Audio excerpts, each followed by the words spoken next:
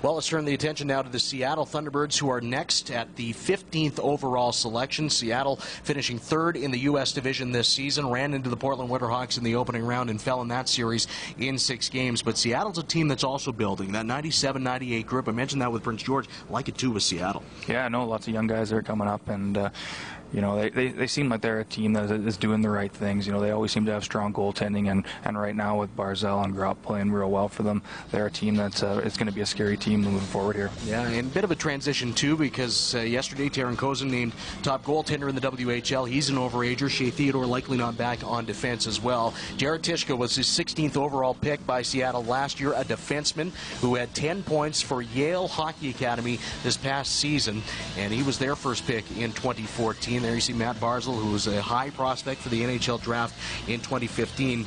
The big question there, Dante Fabro, who was their first-round pick in 2013, played this year in Penticton of the BCHL, but if they get him in Seattle, that's a nice replacement if Theodore leaves this coming year. Yeah, with Tishka signing, that was obviously a big signing, and, you know, if they add Fabro, that's another piece of that back end that they'd be really happy with. You know, I don't think we're going to hear much from there until Penticton's finished with their season, but definitely a player that's on the radar, on everybody's radar out there. All right, let's go back to the stage, Richard Dirksen.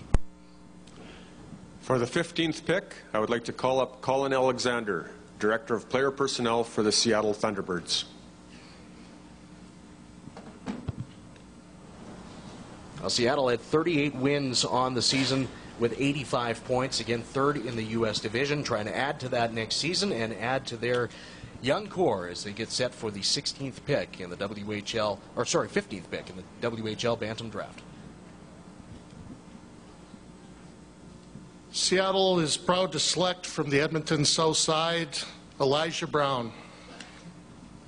All right, Elijah Brown is a forward who played for the Southside Athletic Club. He had 41 points on the season in 31 games this year. 18 of those were goals, and so now he is a prospect for the Seattle Thunderbirds. Yeah, Elijah, another one of these guys that when he went into the Alberta Cup, he's a guy that had a great Alberta Cup, and a player that really pursues the puck hard. He can skate extremely well too, and he's always seemed to be around the puck, or the puck follows him, and you know, a guy that's going to create offense for you, so you can never complain with that. All right, Colin Alexander is standing by with Cam Moon. Cam. Colin, what'd you like about Elijah Brown's game this year?